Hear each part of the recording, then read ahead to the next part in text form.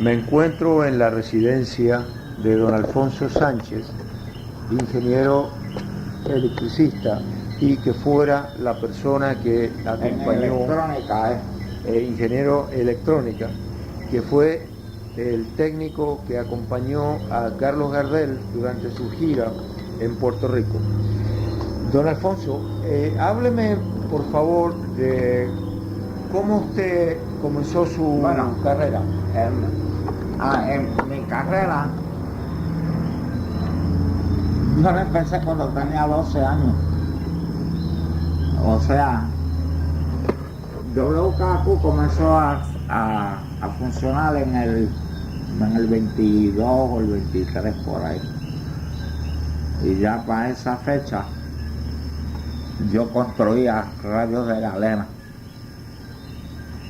que es un semiconductor que hoy día le llaman cristales, semiconductores, y le llaman diodos también. Y eso yo lo hacía de caja de tiza y se las vendía a los muchachos. Entonces me vino una afición por la parte de electricidad, de lo que menos usted puede pensar, o sea, de un tren eléctrico. Yo siempre pedía para Santa Claus un tren eléctrico, y empecé con los trenes eléctricos y yo mismo los reparaba y todas estas cosas. ¿Qué edad tenía usted para entonces? Para ese entonces yo tendría como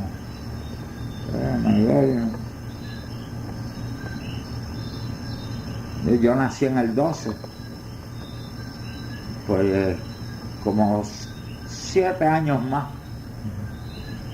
o menos esa era la que yo tendría, como 18 años, para el 18, yo tendría 6 años, pues más o menos del 18 para adelante yo empecé a bregar con trenes eléctricos, y ahí me vino la afición por la electricidad y a la misma vez por la electrónica. Entonces pues lo que habían eran radios de cadena, y empezaron a venir los radios con tubo, que le llamábamos tubo.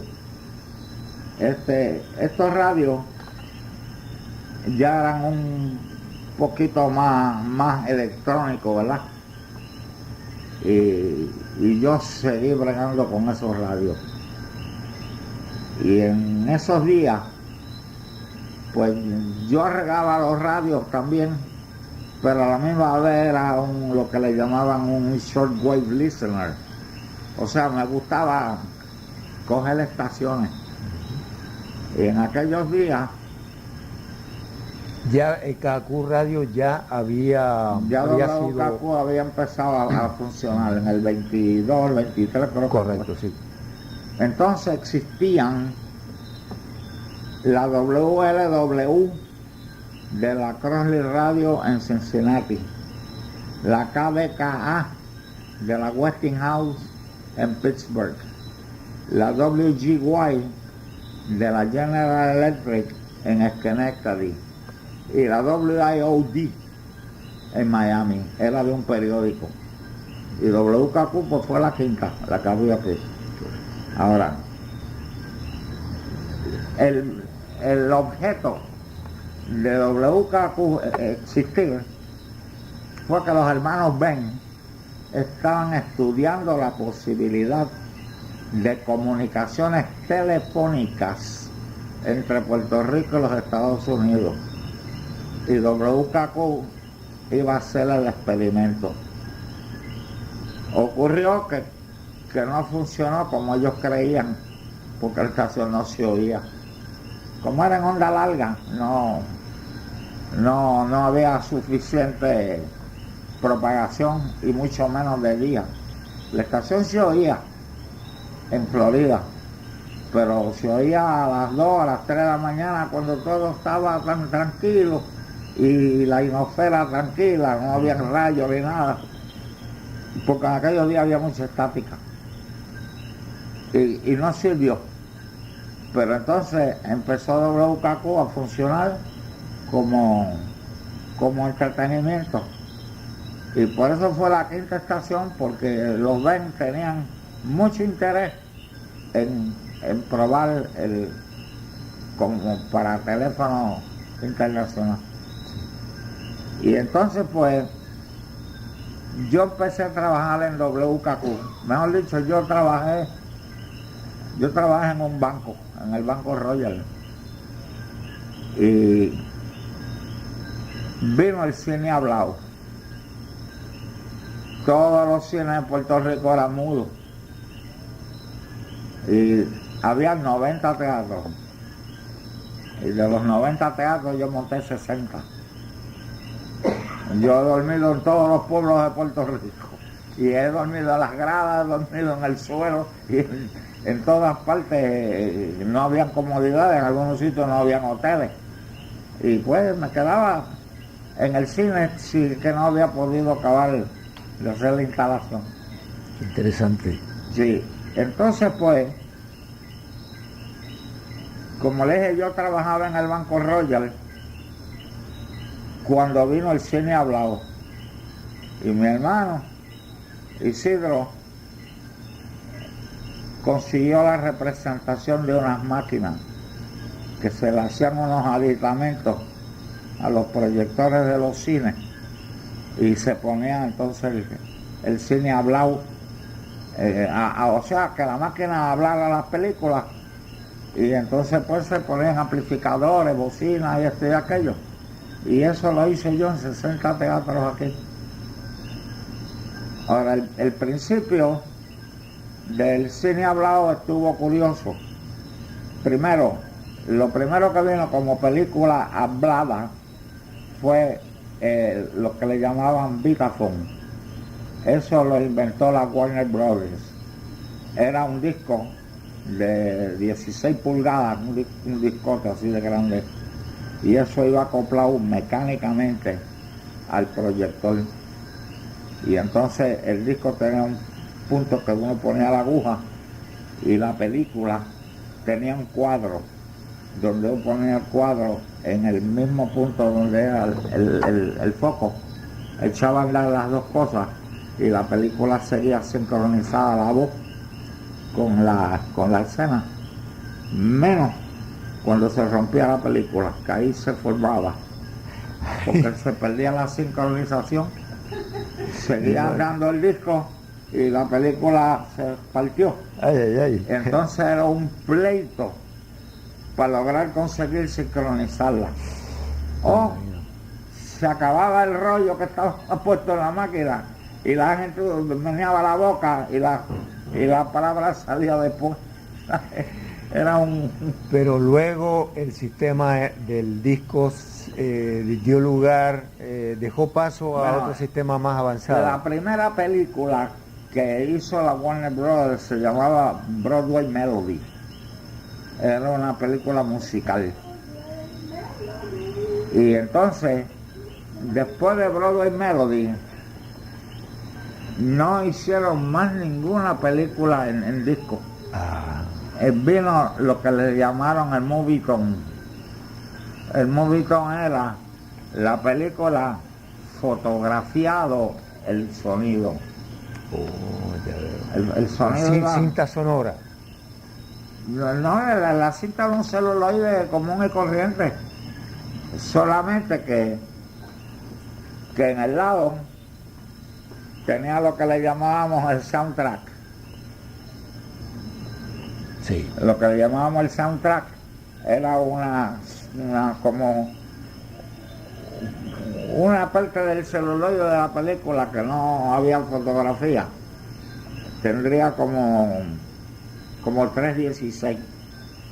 Y ahí pues el sonido se grababa con una lamparita que parpadeaba así.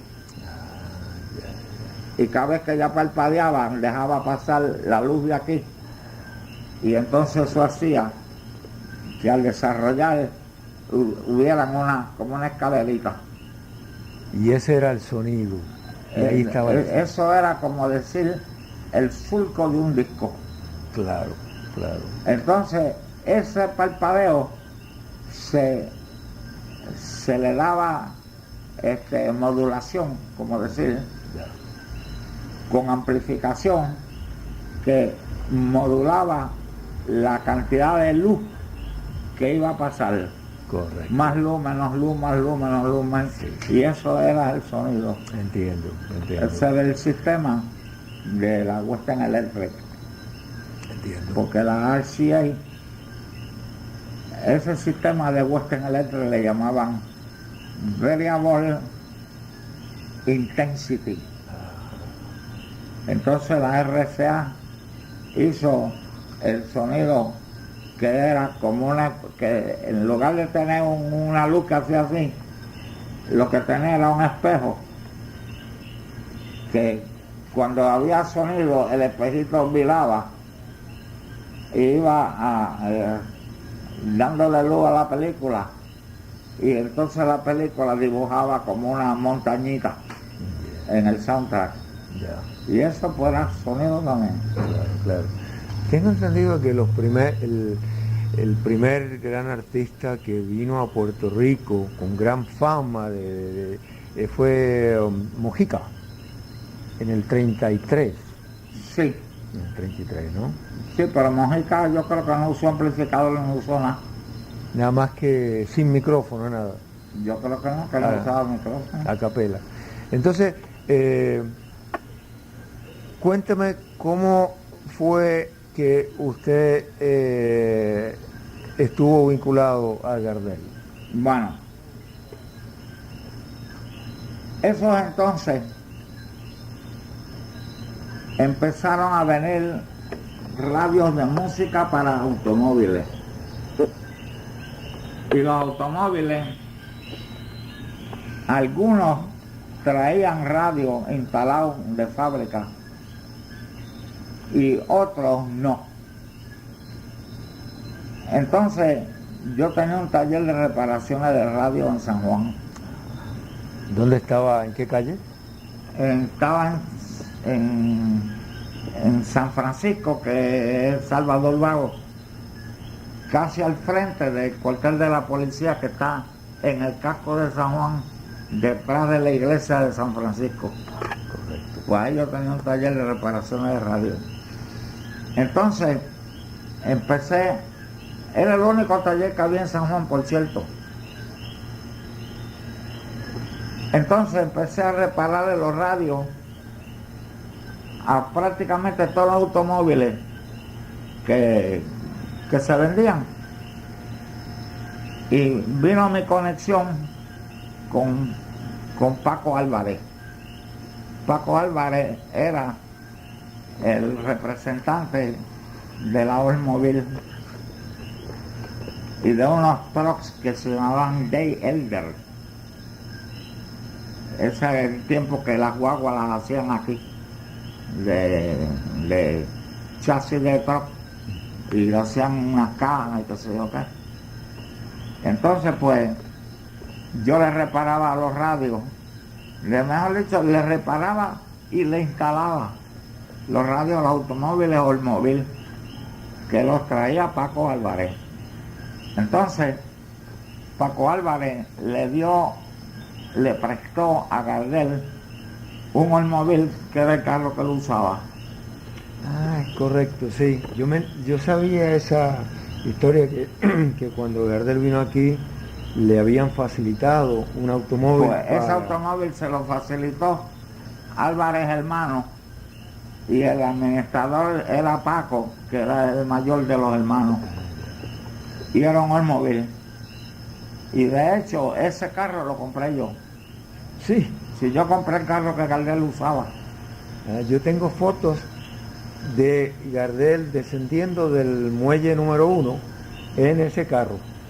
Sí, pues ese carro lo compré yo después, cuando Gardel se fue. Ah, qué interesante. Sí. Entonces, aparentemente, como yo estaba conectado con Paco Álvarez y él se conectó de una forma u otra con Gardel, pues para la cuestión de los micrófonos, lo que fuera, me imagino que Paco Álvarez le diría que se viera conmigo.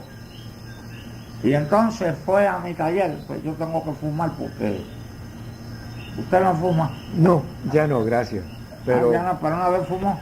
sí. Haga cuenta que está en su casa. Dame aquel de esos. Sí, para lo que cojo. Sí, cómo no.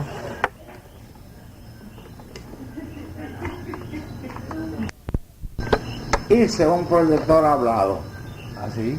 Sí, y dábamos películas en casa de Agusti. Agusti fue el manager de WKQ y el locutor y el administrador y el todo. La época dorada de la radio en Puerto Rico.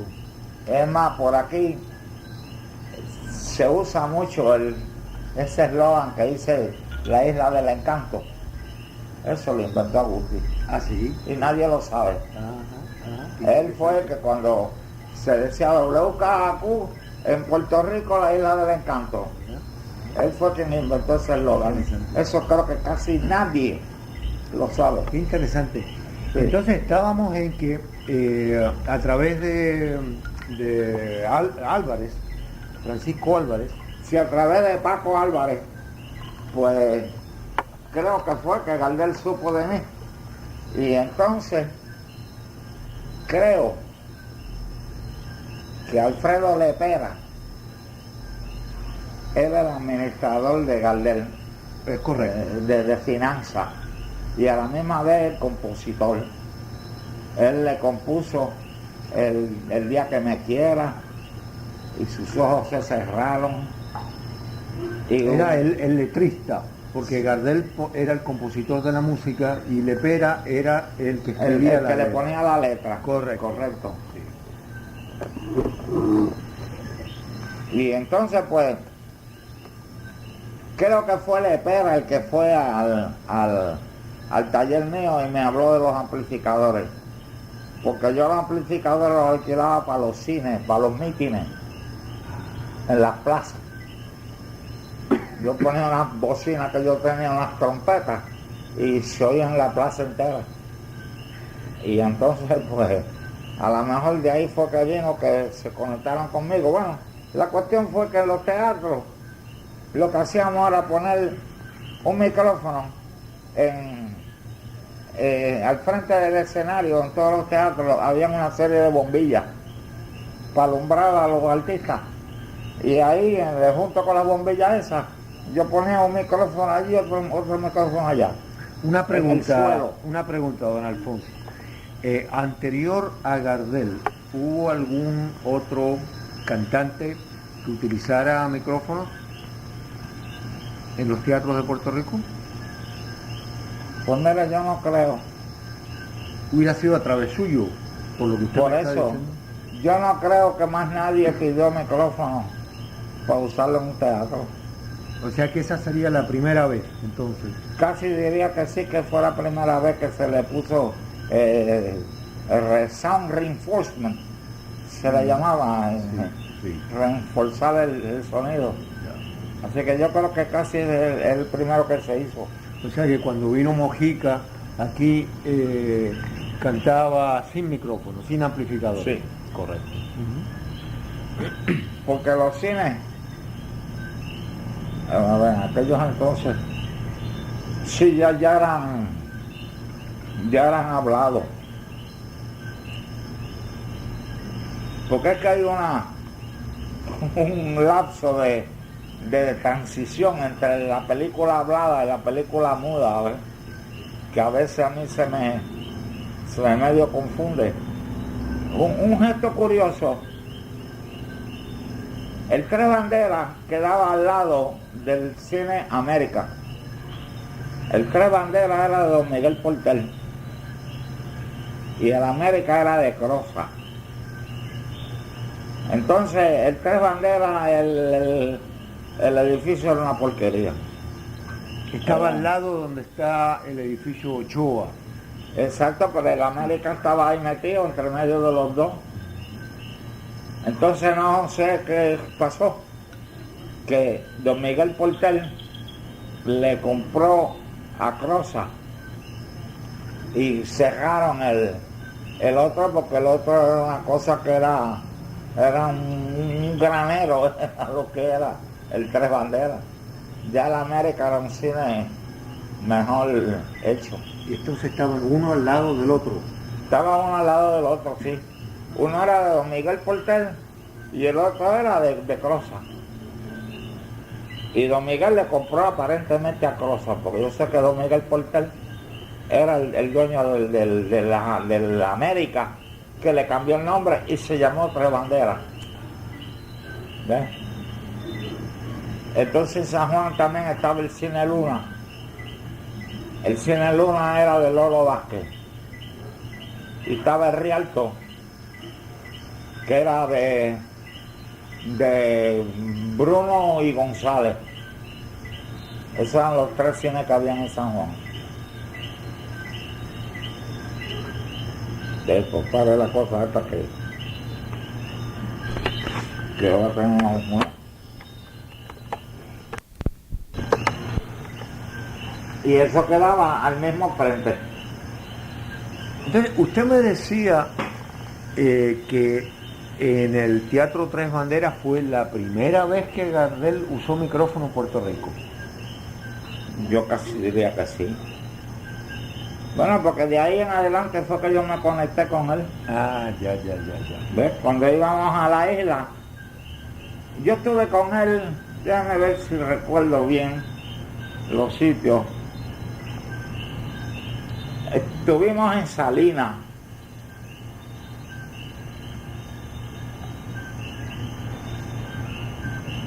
Bueno, si usted lo acompañó en toda la gira, Gardel... Yo la acompañé de ahí para adelante.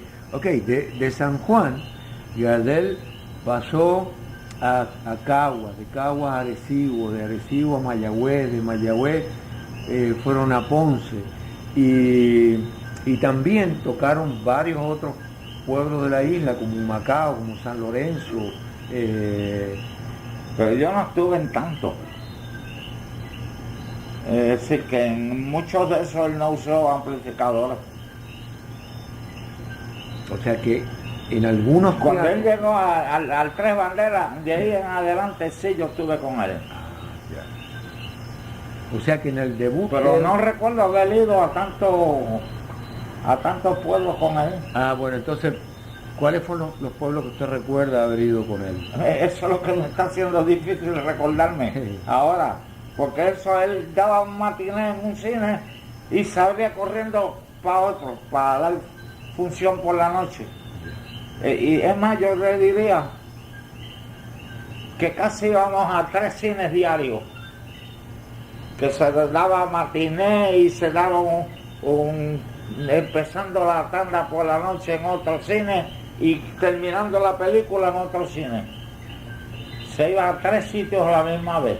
¿Y cuál era la función específica suya, don Alfonso, respecto a los amplificadores? Bueno, yo le ponía 2 micrófonos en las diablas esas que le llamaban las diablas, las luces esas que alumbraban así en el borde del escenario. Y estaba pendiente del amplificador para darle más volumen o menos volumen. Le daba el volumen que se oyera bien por todo el teatro, después no tenía que hacer más nada. Más que darlo. Y entonces había como amplificadores, ¿cuántos en el cine? Se ponían 2 bocinas. 2 bocinas. En los lados del escenario. Y más como eso, era un refuerzo. Ya. No era una cosa como para un meeting, como ejemplo. Claro. Pues eso llenaba el cine de sonido bien y no había que ponerlos tan duros tampoco. Pero se oía en todo el teatro bien, entonces. ¿Cómo era la voz de Gardel? ¿Débil, fuerte? Bueno, él tenía una voz con mucho volumen. Mucho volumen. Es más, él empezó a usar amplificadores porque se puso ronco. Interesante. Ajá. Y al ponerse ronco, que él no tenía que cantar tan duro, entonces fue que se empezó a usar amplificadores. Entonces, quizás... Pero él estuvo en muchos sitios sin amplificadores. Entonces, quizá ese es el motivo por el cual Paco Álvarez lo contacta a usted o Lepera lo contacta a usted para que usar amplificadores fue que él se puso ronco. ¿Cómo entiendo? Y como él tenía mucho volumen de voz, Y entonces pues no se esforzaba tanto, porque cantando con un poco de menos volumen y de refuerzo del sonido, pues se oía por todo el teatro entero. ¿Cuál era la reacción del público ante Gardel aquí? ¿Cómo fue el... Ah, no, él tuvo una acogida tremenda. Cuénteme. Oh, sí. No, digo, el público lo aplaudía más no poder. Él de por sí era una persona que como que siempre tenía una sonrisa. Era una persona como alegre. Y lo mismo los otros dos guitarristas que estaban con él. Él tenía, eran dos o eran tres. Eran tres. Eran tres los guitarristas. Y Alfredo Lepera, que era el cuarto en la cuestión esta. Y Alfredo Lepera se encargaba ya de la taquilla, del manejo de los chavos. O sea que tuvo un éxito tremendo, ¿verdad? Bueno, él tuvo un éxito tremendo, donde quiera que iba al cine se llenaba, donde quiera. Y le digo, ellos de por sí cuando estaban juntos, se bromeaban muchísimo. Así, cuénteme.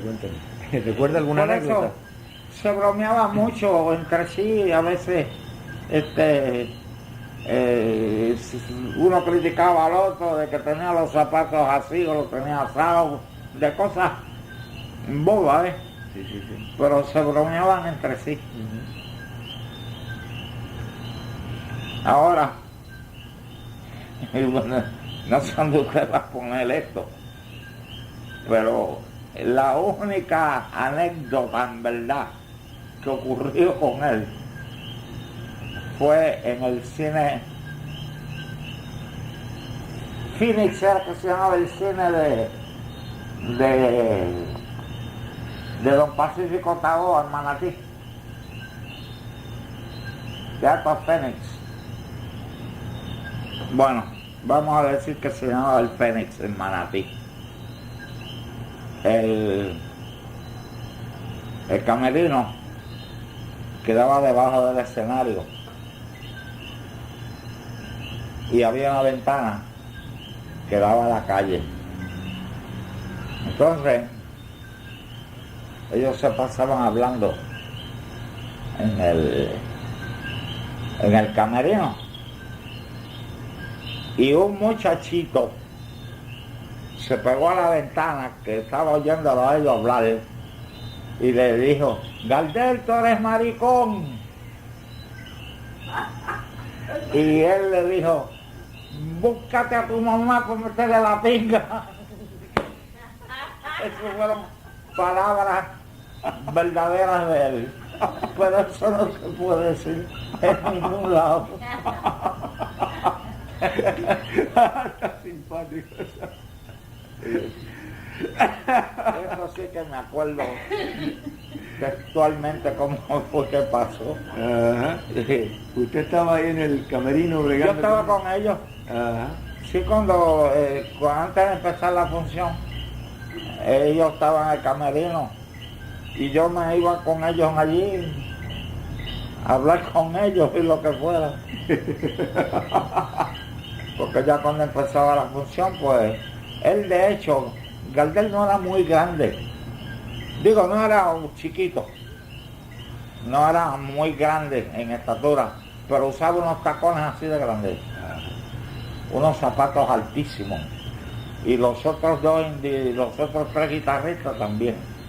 Todos usaban unos tacones así, y es porque ellos zapateaban. O sea, hay mucha música de esa de guitarra argentina que también llevan como un zapateo. Y ellos taconeaban y por eso usaban esos zapatos tan altos, pero era para poder taconear. Cuando Gardel actuó en Puerto Rico, ellos tenían un cambio de ropa, tengo entendido. Primero salían vestidos de frac y había un cambio para vestirse de gaucho. No, yo le diría que no, que ellos siempre estaban de gaucho. ¿Siempre de gaucho? Sí, ellos salían al escenario ya de gaucho. Ah, mira. Porque ellos todo lo que cantaban eran canciones de ranchera. No, pero también cantaba tango. También cantaban tango. Pero también salían de gaucho. Y no, que yo me acuerde, Ajá. yo nunca lo vi con frac ni con ninguna cosa de esta. Esto salía en películas. Pero en los teatros no, él salía de gaucho. Aquí las películas de Gardel tuvieron un éxito arrollador, tengo entendido. Creo que cuando pasan la película de Las Luces de Buenos Aires, o en la escena en que él canta Tomo y Obligo, que la gente aplaudía, Sí. tanto que tenían que hacer. Yo le digo que yo hice, que por cierto la hice en el taller de Johnny Amador, unos muchachos que eran mecánicos, los tres, y eran tres, uno se llamaba Johnny, el otro Paculí y el otro se llamaba Pepito. Eran tres genios mecánicos. Y entonces pues a Johnny le gustaba dar películas en su casa. Hicimos 2 máquinas. Él hizo la mecánica y yo hice lo eléctrico. Y dábamos películas, él en su casa y yo daba películas en casa de Agustín. Porque las películas yo las conseguía, que mi hermano era el assistant manager en la Paramount. Y entonces yo cogía las películas en la Paramount y las dábamos en casa de Agustín antes de darlas a los teatros. Sí.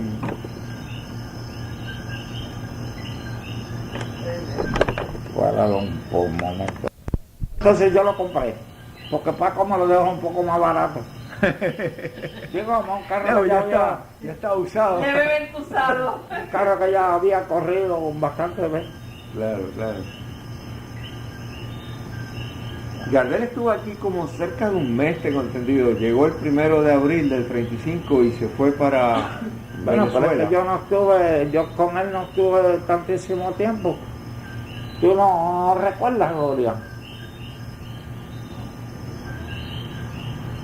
¿Ustedes ya estaban casados para aquella época? Oh, sí. Sí, ¿Eso fue en qué año? en el 35. Sí, porque el hijo de nosotros, Alfonso, nació en el 35, ¿verdad? Alfonso. Sí, nosotros estábamos casados ya. Oye, ¿como cuántas personas asistían a las salas a ver el espectáculo de Gardel? De Gardel se llenaban los cines. Pero eran de 75, de 100, ¿de cuántas personas más o menos eran? Ah, no, que había mucho más de 100 personas en los cines de la isla. Sí, mucho más de 100 personas. Sí. ¿A qué atribuye usted el éxito que tuvo Gardel? Usted que tuvo la fortuna de verlo personalmente. A que fue de los primeros que hizo películas. Porque Mojica, cuando vino Mojica también levantó muchísimo público. ¿Y quién fue el otro? El otro que se cansó de ganar dinero fue Negrete. Y estos fueron las películas. Las películas, una propaganda tan grande adelante, y la gente después quiere irlo a ver personalmente, que total se ve peor, que la película, ¿sabes? No, claro, el impacto y la penetración que tenían las películas en aquella época era tremendo, ¿no? Muchísimo más que ahora. Son bonitas. Ahora un artista de película no lo conoce nadie. Claro, claro. Dígame una cosa, ¿cómo era Gardel personalmente? Usted que lo conoció, ¿cómo era en su trato? Pues él era muy afable, él siempre tenía como una sonrisa en la cara. Y y expresivo. Y no le daba coraje nada. Dicen que era un hombre muy sencillo en su... También era un hombre sencillo, no era un parado. Y le digo, él siempre ellos estaban siempre hablando de bromas entre ellos y todo. ¿Cómo se enteró usted de la tragedia de Medellín? Como yo arreglaba prácticamente todos los cines, el equipo de sonido de los cines, yo le había montado el equipo al teatro de Fajardo, de los Mata. Los Mata eran farmacéuticos y con quien más yo bregaba se llamaba Frank Mata. Y yo le monté el equipo del teatro que quedaba al mismo frente de la plaza, en Fajardo. Y entonces Frank Mata quería ver cómo él ponía unas bocinas mirando para la plaza para anunciar la película que iban a dar por la noche. Y él ponía unos discos con música y le daba música a la plaza antes de empezar la función. Y entonces anunciaba la película y esto y aquello. Bueno, él quiso que yo le hiciera eso, de ponerle el micrófono y conectarlo al pick-up para él poder tocar la música. Pues cuando yo le hice la instalación de eso, lo primero que dijimos por el micrófono fue lo de la muerte de Gardel. Esa fue la primera noticia que se supo y por el aparato del cine se le dijo al pueblo que había tenido ese accidente y que se habían matado todos. Pues fíjese qué coincidencia que le digo, acabando yo eso, no sé quién llamó a Frank y se lo dijo que Gardel acababa de matarse, o creo que fue por radio o algo, que lo averiguó. Entonces se puso.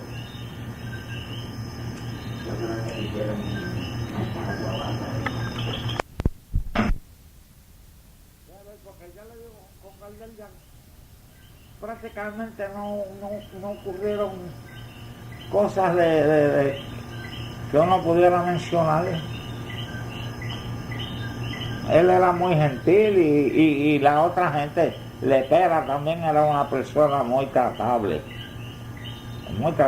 y los guitarristas que estaban con él eran gente en verdad con cuna, con padecido, no eran unos plebeyos cualquiera como. ¿Usted no recuerda a qué pueblos usted fue en esta gira? Me acuerdo bien específico Salinas. En Salinas estuvimos y se dio una función por la tarde. ¿Recuerda el nombre del teatro en Salinas? No, ese no me acuerdo del nombre. No. ¿Usted recuerda haber ido, por ejemplo, a Caguas o a Arecibo, Mayagüez? Es que yo no estuve en Mayagüez con él. Por eso le digo, hubo un grupo que él lo funcionó sin amplificadores y el otro grupo fue el de los amplificadores. Y fue donde yo estuve con él. Pero yo estuve con él como 5 o 6 días, como una semana nada más. Pero el pueblo que Y usted ya recuerda, eso aparentemente fue para lo último. el pueblo que usted recuerda es Salinas, no recuerda ningún otro pueblo, ¿no? Y el Tres Banderas de San Juan, Y de San Juan.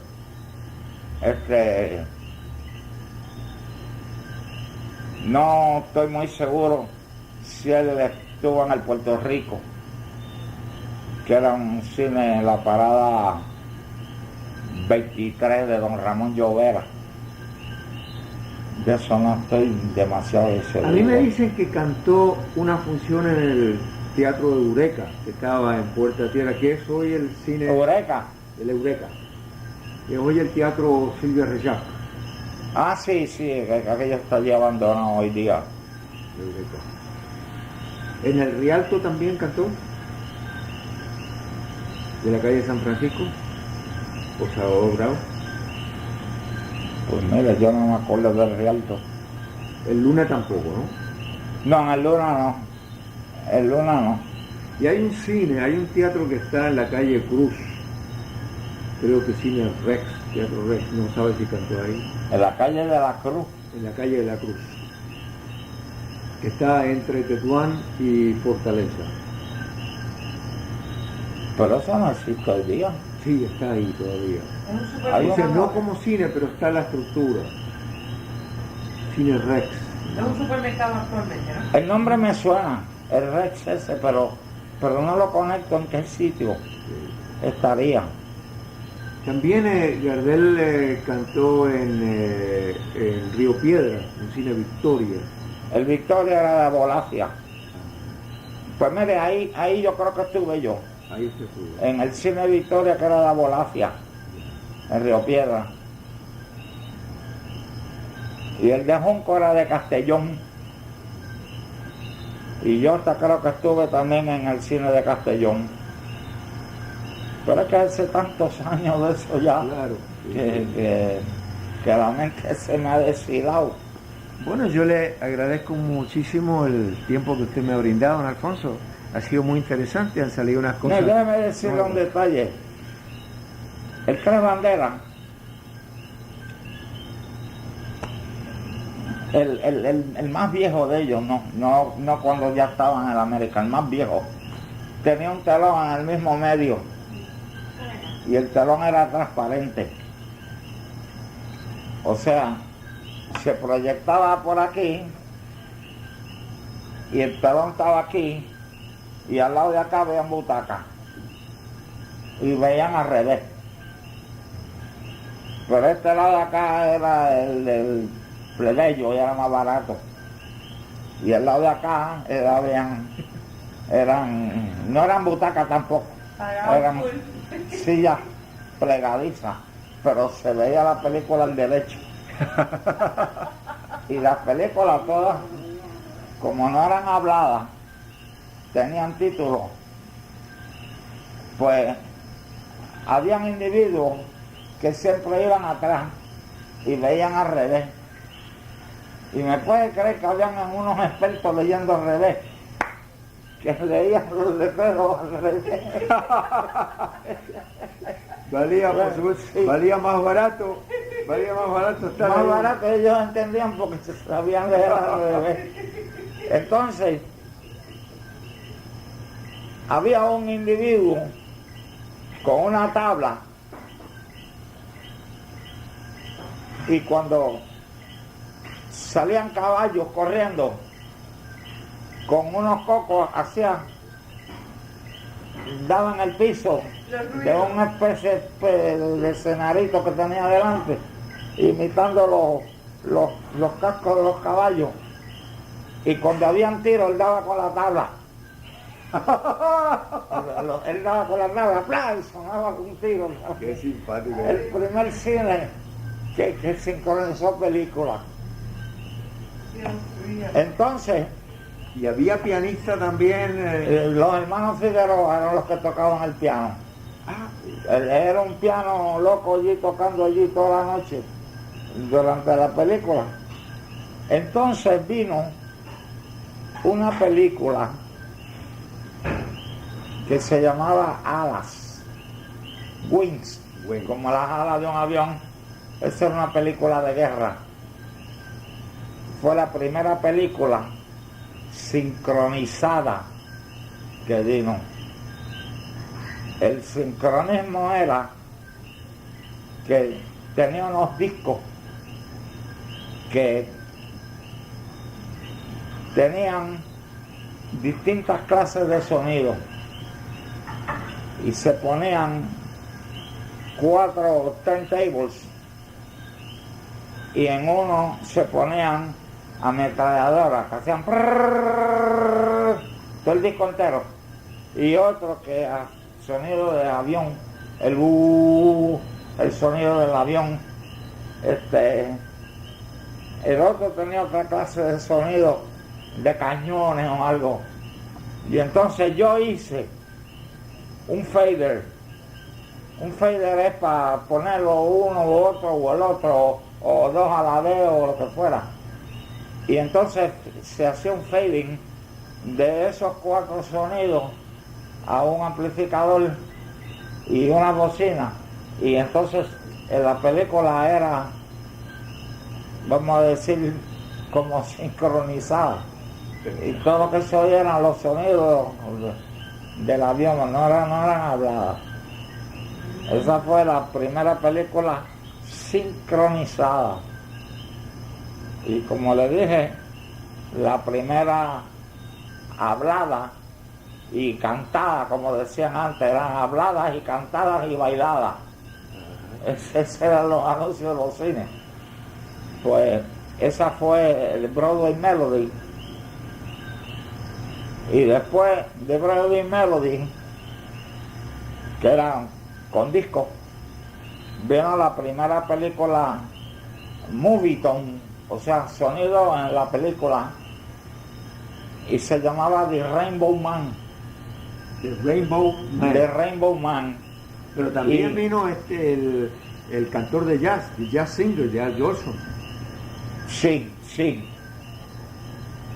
Esa fue... Pues la de Jack Olson, no estoy seguro si era Movietone o era... Le llamaban Vitaphone. Vitaphone.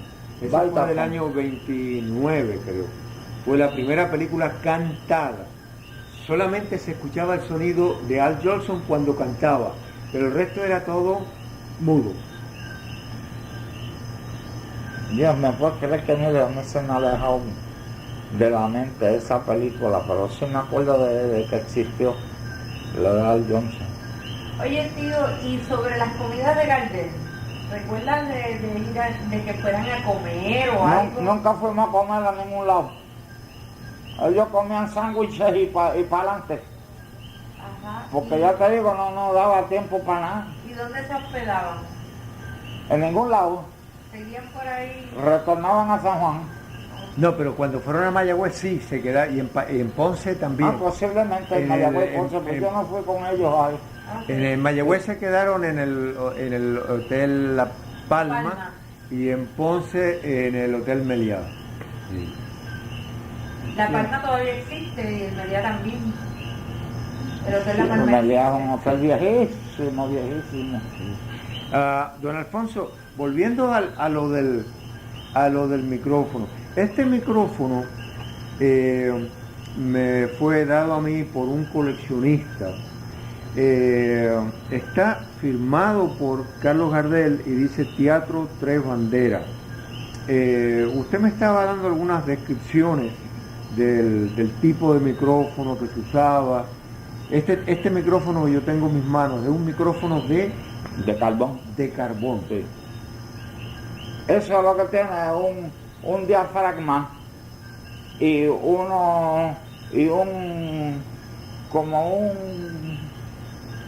¿cómo llamarle? Un receptáculo donde se llenaba de carbón. Sí. Y entonces al vibrar el diafragma, los carbones cambiaban de resistencia. Por eso hay un ruido enorme. Siempre estaban haciendo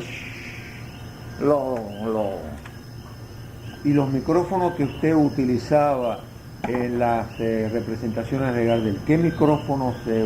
Bueno, en aquellos días había el micrófono dinámico y había el micrófono de cinta. El dinámico es una bocina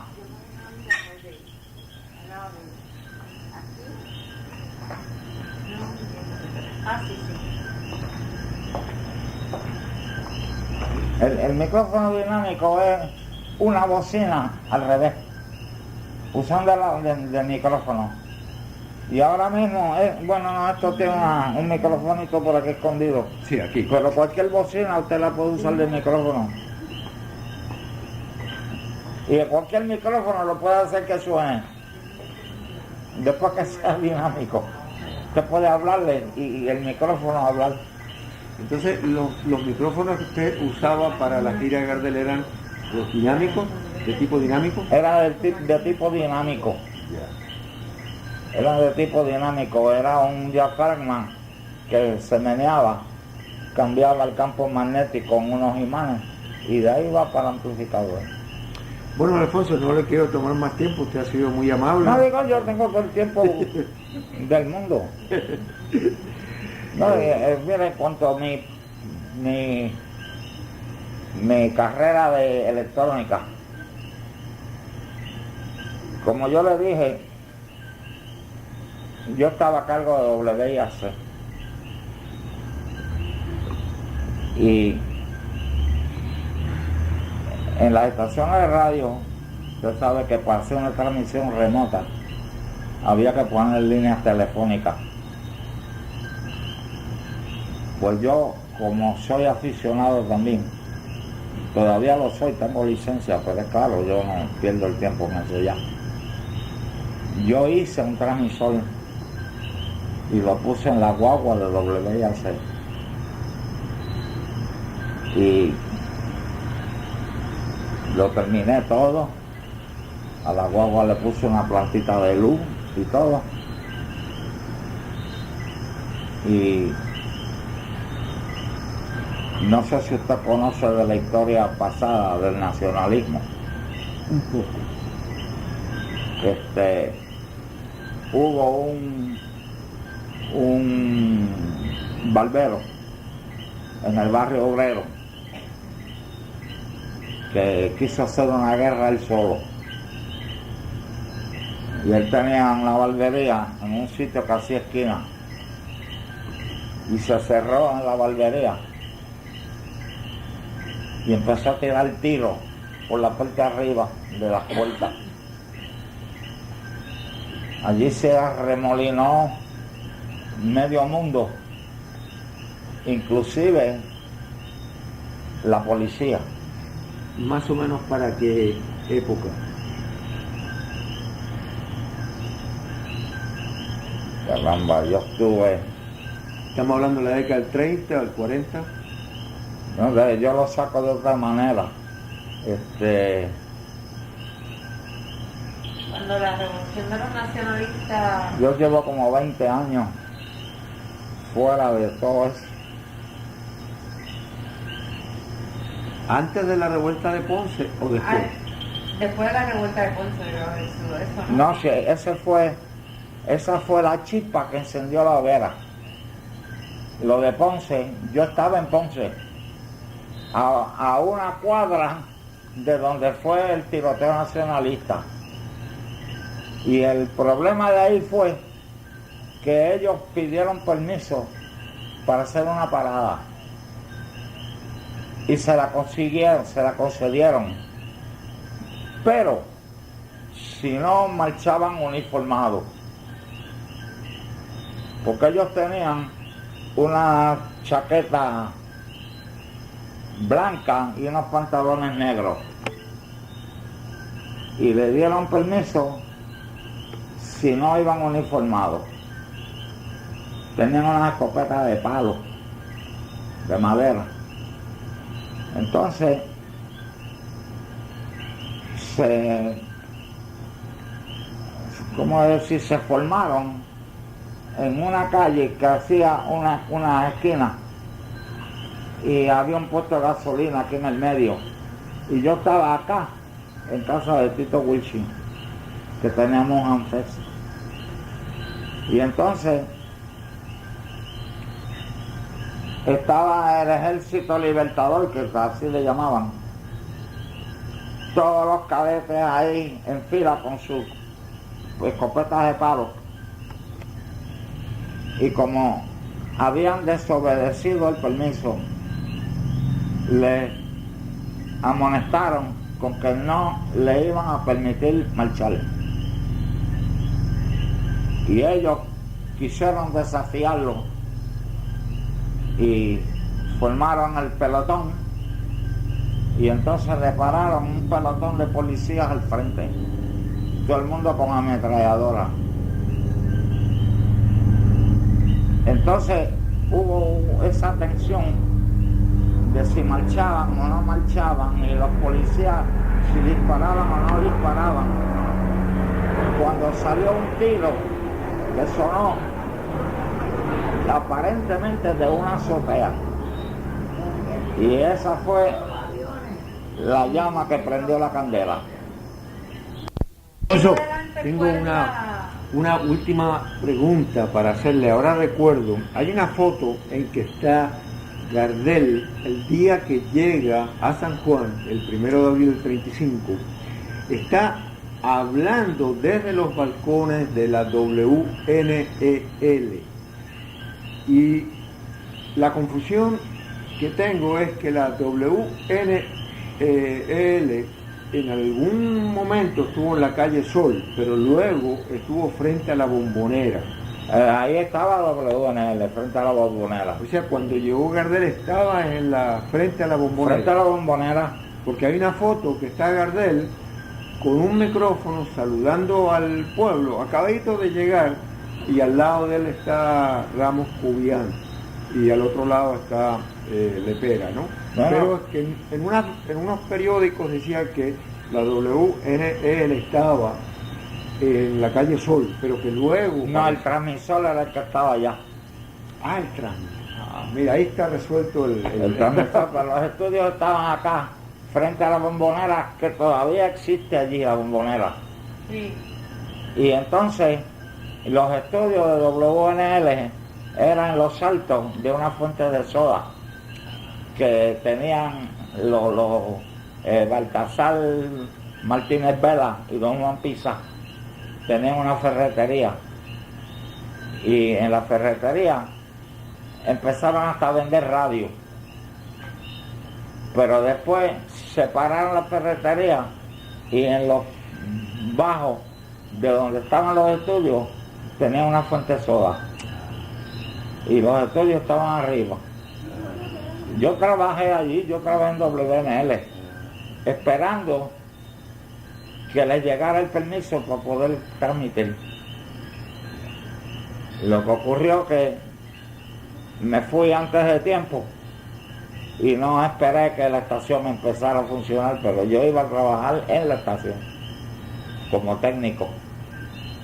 Mientras tanto usted seguía teniendo su taller ahí en la San Francisco. Yo tenía un taller en la calle La Cruz. Ah, en la calle La Cruz. Cuando eso, sí. Yo Después vivo me mudé ahora en la calle Cruz. Después me fui para San Francisco. El local que yo tenía era un cuartito chiquito. ¿En qué parte de la Cruz? ¿En cuál de las calles, tío? Como por la mitad de la calle de La Cruz, del lado de la Fortaleza y Tetuán, ahí entre medio. Ah, sí, donde está el cine Rex, por ahí cerquita. Pues mire, yo creo que ahora me vino a la mente dónde está el cine Rex, ese que está por ahí. Exacto. Pues más o menos era al frente. Pues yo vivo en la calle Cruz, ahora entre San Francisco y Luna. Y Luna.